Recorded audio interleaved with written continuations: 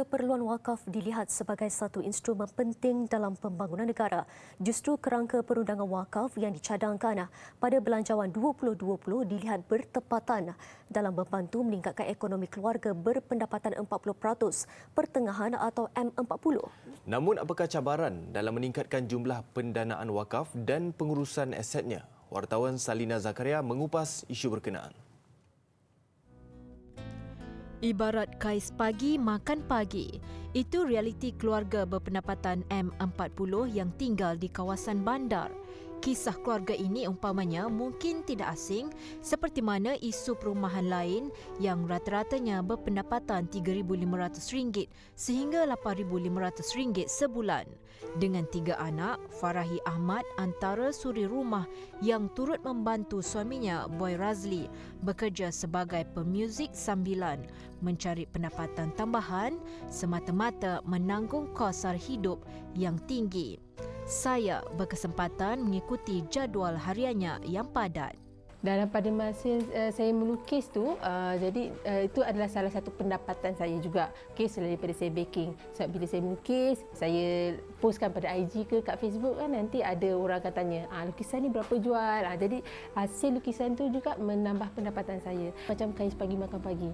Okey, kalau nak kata cabaran tu memang mencabarlah. Kita nak pastikan anak-anak kita terurus kan, dari segi perbelanjaan mereka, dari segi pemakanan mereka.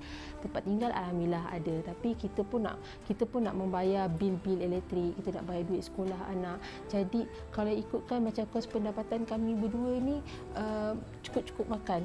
Tambahnya jumlah perbelanjaan melebihi daripada pendapatan walaupun membuat 2-3 pekerjaan dalam satu masa.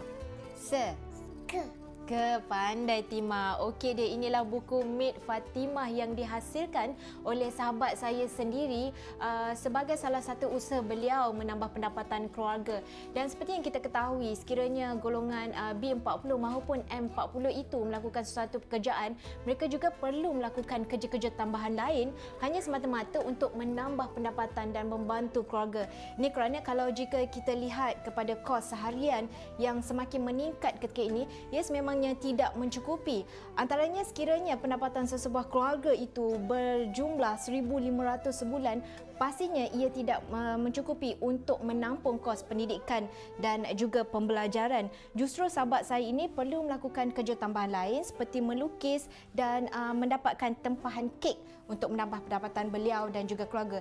Justru apakah fungsi agaknya tabung endowment dan juga wakaf yang dapat membantu golongan-golongan yang kurang berkemampuan ini? Mungkin Yayasan Iqra mempunyai jawapannya.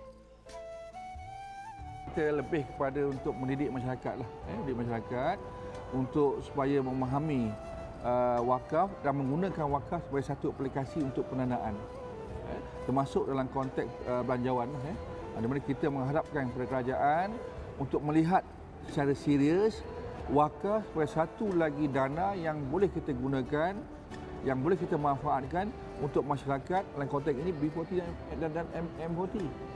Berdasarkan kajian Rambang, masih ramai tidak mengetahui faedah besar wakaf yang menjadi tulang belakang ekonomi sesebuah negara. Justru kerajaan melihat keperluan pembangunan tanah wakaf sebagai masa depan yang perlu diuruskan dan dikembangkan dengan mewujudkan perundangan undang-undang khusus.